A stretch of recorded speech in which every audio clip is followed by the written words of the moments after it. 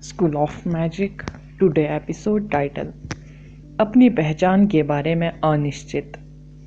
आदर्श को भूलने की बीमारी याद है। समीर एक बार इसका शिकार हुआ था। शैतान नगरी के पास एनेस्थीसिया बग है और वे इसका इस्तेमाल केवल परिवर्तन संघ के महत्वपूर्ण सदस्यों पर करते हैं। परिवर्तन संघ में घुसने वाले शैतान नगरी के सदस्यों को पता नहीं था कि वे शैतान नगरी के सदस्य हैं, क्योंकि उनकी यादों को एमनेसिया बग द्वारा नियंत्रित किया जाता था। व्यक्ति केवल एक विशिष्ट समय पर अपनी यादों को पुनः प्राप्त कर सकता था या बग को जगाने के लिए कुछ विशेष तरीकों के माध्यम से, और फिर उसे एहसास होता था कि वह शैतान नगरी का सदस्य है। चेयरमैन आदित्य ने कहा। आदर्श चुपचाप सुनता रहा, यह देखकर कि आदर्श ने एक शब्द भी नहीं कहा। चेयरमैन ने आगे कहा, राधा में भूलने की बीमारी है, इसलिए पार्थिन मंदिर के लोगों ने निष्कर्ष निकाला कि वो अपनी पहचान से अनजान है। शैतान नगरी की उसकी यादें केवल विशिष्ट समय के दौरान ही सामने आएगी, जिसका मूल रूप से मतलब है कि उसके अंदर एक और आत्मा है। जब सब कुछ हो जाता है तो भूलने की बीमारी फिर से यादों को छिपा देगी, जिससे राधा सतह पर एक साधारण व्यक्ति की तरह दिखाई देगी। यह मुख्य कारण है कि हमें शैतान नगरी का पता लगाने में परेशानी होती है। हमने यह पता लगाने की बेहद कोशिश की कि शैतान नगरी के सदस्य कौन है, फिर भी वे अभी अपनी पहचान से अनजान हैं। हम उन्हें कैसे पकड़ेंगे? सालन केवल एक उपनाम था, ठोस सबूत। उसके पैर असाध्य थे क्योंकि उसके शरीर में एक और आत्मा थी। राधा का मासूम चरित्र भी नकली नहीं था, क्योंकि उसे भी यह नहीं पता था कि वह बग के कारण सालान है। मिसेस भावना ईशाना ने जब भी यह पहली बार यह जानकर सुनी तो उन्हें इस पर यकीन करने में दिक्कत हुई। उन्होंने आदर्श को सब कुछ बता दिया था जो वे जानते थे। उन्हें पता था कि उसके लिए इसे स्वीकार करना मुश्किल होगा, लेकिन यह सच था। राधा सालान थी। कमरे में सन्नाटा छा गया। लोग आदर्श की भारी सांसों की आवाज सुन सकते थे। आदर्श के लिए सब कुछ बहुत बेतुका था, फिर भी सबूत मौजूद थे तो इस पर विश्वास करने के लिए उसे मजबूर कर रहे थे। तुम क्या करने की योजना बना रहे हो? चुटकी ने पूछा। यह पूरी घटना अभूतपूर्व थी, जो स्पष्ट रूप से आदर्श के लिए एक बड़ा झटका थी। वे उससे यह विश्वास करने के लिए कह रहे थे कि सभी बुराइयों का स्रोत अमृत शहर और प्राचीन राजधानी की आपदा के पीछे का अपराधी वास्तव में कोई ऐसा व्यक्ति था जो उसका करीबी था। आदर्श ने कहा, मैं उससे मिलने जाऊंगा। मुझे डर है कि आप ऐसा नहीं कर सकते। वह वर्तमान में पार्थिन मंदिर में हॉल में कैद है। किसी को भी उसे देखने की अनुमति नहीं है। एक बार जब स्टोन ऑफ गिल्ट वाले सभी लोग अपना वोट डाल देंगे और अगर सफेद पत्थरों की तुलना में काले पत्थर अधिक होंगे तो उसे आधिकारिक तौर पर सालान के रूप में आरोपित किया जाएगा, चेयरमैन ने कहा। आदर्श ने आत्मविश्वास से कहा, मुझे उनके सबूतों या स्टोन ऑफ गिल्ट की परवाह नहीं है, मैं उसे देखना चाहता हूँ।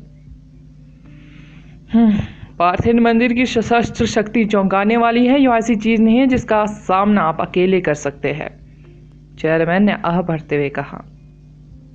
इसका मुकदमा कब होगा? आज या कल। मेरा मानना है कि सबूतों ने अधिकांश लोगों को अपराध बोध के पत्थर के बारे में आश्वस्त कर दिया है, और परिणाम सबसे अधिक संभावना है कि आदर्श ने एक शब्द भी नहीं कहा। वह हीरो हंटर एजेंसी से चला गया। वह दरवाजे से कुछ ही कदम बाहर निकला था कि मिसेस भावना बाहर आ गई। उसने आदर्श को देखा और उसे भी बेहद बुरा लगा। यह खबर आदर्श के लिए डीमन प्राणियों से घिरे होने से भी अधिक ज्यादा डरावनी थी। यदि आप वास्तव में जाना चाहते हैं तो यह ले लो, मिसेस भावना ने कहा और आदर्श को एक गोला सौंप दिया। आदर्श ने उस गोले पर नजर डाली और वह काफी प्रभावित हुआ। उन्होंने इसे प्राप्त किया और कहा, अगर कुछ भी हुआ तो मैं हर चीज की जिम्मेदारी लूंगा। आपका निर्णय हमारा भी निर्णय है, मिसेस भावना ने कहा। आदर्श ने सिर हिलाया। आदर्श को अपने फोन पर हजारों टेक्स्ट प्राप्त हुए। वह उन्हें जवाब देने के मूड में नहीं था। वह जानता था कि ये लोग उसकी परवाह करते हैं, लेकिन उसका दिमाग पूरी तरह से एक ही व्यक्ति में लगा हुआ था। आदर्श ग्रीस लौट आया। वह एथेंस के गढ़ में घुस गया और सीधे पार्थिन पवित्र पर्वत पर चला गया। मौसम हमेशा की तुलना में देर से आया था। फूल अभी हवा में लहराने ही लगे थे। रंग बिरंगी पंखुड़ियों से ढका पवित्र पर्वत किसी शानदार पेंटिंग की तरह खूबसूरत लग रहा था।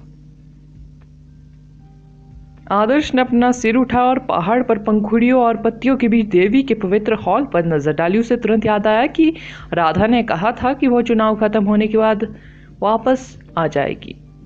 आदर्श, एक आवाज सुनाई दी।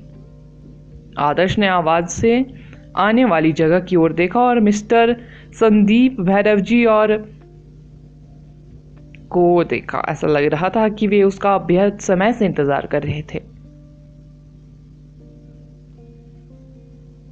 वह सख्ती से आगे बढ़े और आदर्श को दृढ़ता से कहा, देखा, क्या तुम इस बारे में निश्चित हो?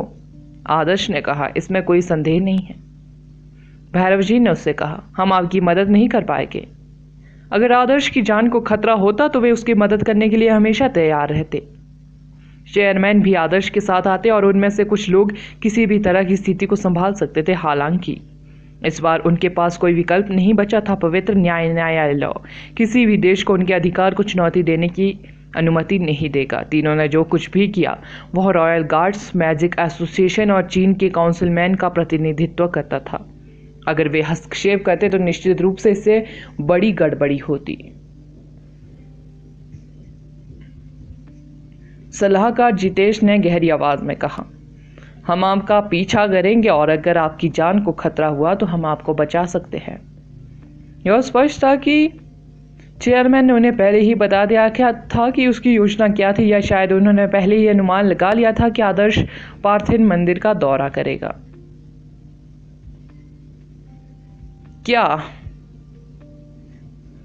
सत्येंद्र ने सफेद पत्थर को ओढ़ दिया? मिस्टर राकेश ने पूछा। पक्का नहीं, मिस्टर संदीप ने कहा। मुझे यकीन है कि उसे चेयरमैन के संकेत की भी परवाह नहीं है। राकेश ने खिलखिलाकर हंसते हुए कहा। आदर्श को पता था कि वे जानबूझकर उसका इंतजार कर रहे थे। वह बेहद आभारी था। वह जानता था कि वह जो करने की योजना बना रहा था वह कितना गंभीर था। फिर भी वे अभी भी आकर उसकी रक्षा करने को तैयार थे। आदर्श ने कहा, तो फिर मैं ऊपर जाऊंगा। रुको, हम अभी भी बूढ़े पादरी की खबर का इंतजार कर रहे हैं, मिस्टर संदीप ने कहा। बूढ़ा पादरी? तुम्हारे हंटर एजेंसी का वह बूढ़ा आदमी, मिस्टर संदीप ने कहा। आदर्श का मुंह आश्चर्य से खुला रह गया।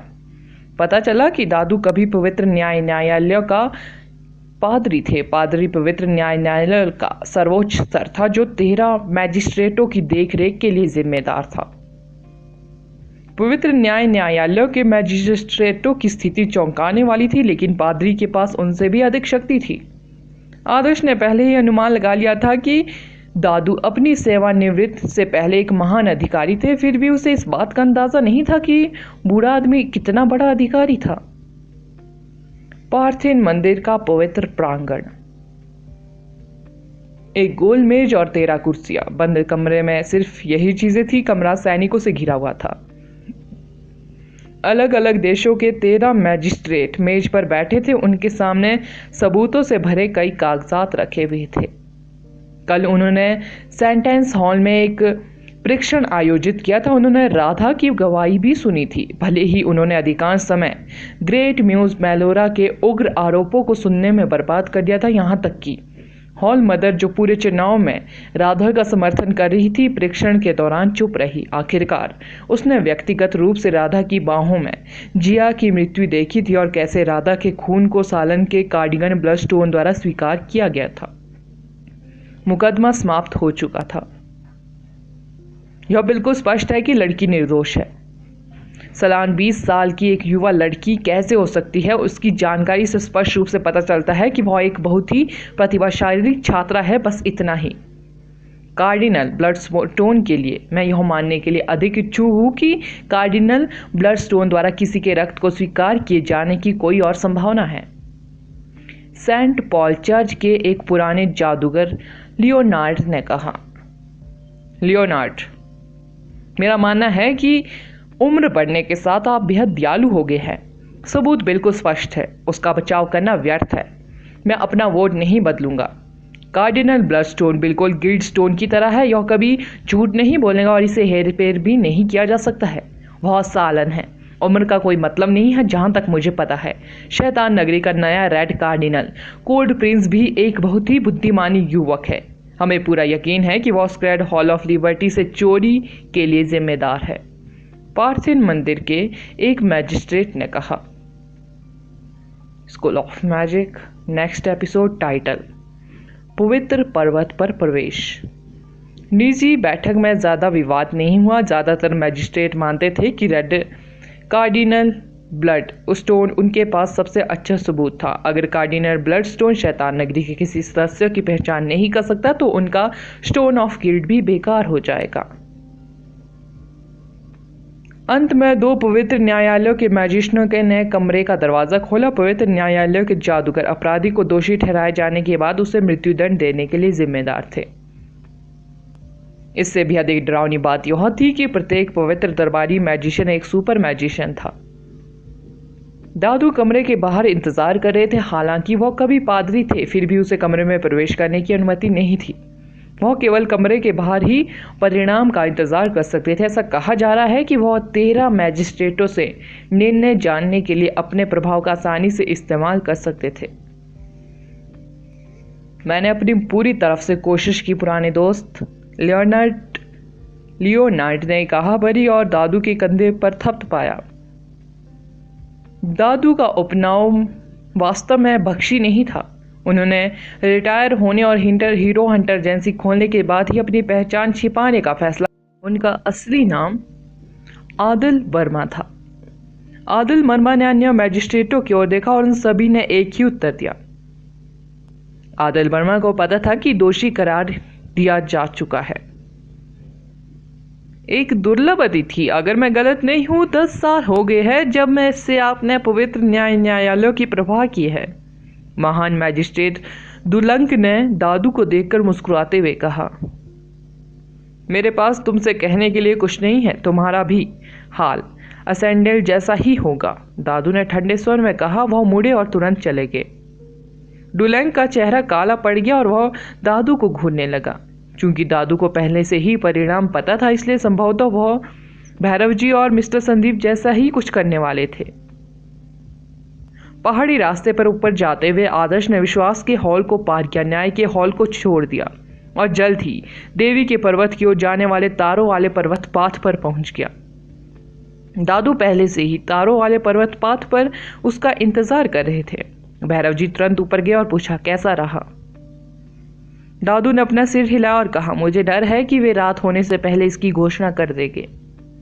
आदर्श, अगर तुम सच में उसे देखना चाहते हो तो तुम्हारे पास चुनौती स्वीकार करने के अलावा कोई विकल्प नहीं है। घोषणा होने तक वह अभी भी पार्थिन मंदिर की सदस्य है। अगर तुम चुनौती पार करने में सफल हो जाते हो तो तुम उसे व्यक्तिगत रूप से देखने का अनुरोध कर सकते हो। भले ही पार्थिन मंदिर किसी को भी राधा के करीब नहीं आने देगा, लेकिन मेरा मानना है कि उनके पास नियम का पालन करने के अलावा कोई विकल्प नहीं होगा, मिस्टर संदीप ने आदर्श से कहा। आदर्श ने सिर हिलाया। मैं समझता हूँ, आदर्श ने जवाब दिया। भले ही आदर्श के पास डीमन एलिमेंट था, अगर वह वास्तव में चुनौती को पार करना चाहता था और राधा से व्यक्तिगत रूप से मिलना चाहता था तो उसे अपनी ताकत पर भरोसा करना होगा। आदर्श, मिस्टर संदीप को कुछ कहने की इच्छा हुई, लेकिन उन्होंने नहीं कहा। थोड़ी देर के बाद आखिरकार उन्होंने कहा, यदि आप असफल हो जाते हैं तो आप अपनी सारी कल्टीवेशन खो सकते हैं। पवित्र न्यायालय ने अपना निर्णय दे दिया है। इस दुनिया में बहुत से लोग परिणाम नहीं बदल सकते, यहाँ तक कि पवित्र संत इंद्रास भी उनके निर्णय से नहीं बच पाए।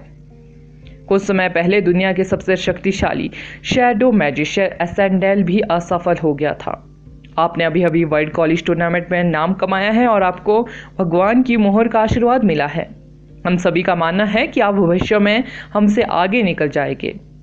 आप जो हासिल कर सकते हैं उसकी कोई सीमा नहीं है। मुझे उम्मीद है कि आप समझ गए होंगे कि आप चाहे जो भी करें, आप परिणाम नहीं बदल पाएंगे।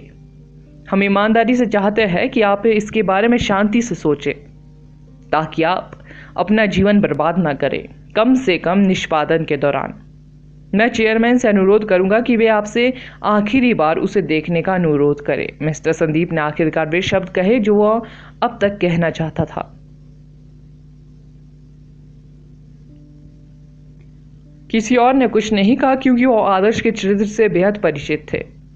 वे जानते थे कि राधा की किस्मत तय हो चुकी है। उसे आदर्श को रोकने की इच्छा भी थी, और चाहे आदर्श इसे स्वीकार करने में कितना भी अनिच्छुक क्यों ना हो। यह अभी भी सच था कि राधा सालन थी। वह नहीं चाहता था कि आदर्श बिना किसी कारण के खुद का बलिदान कर दे।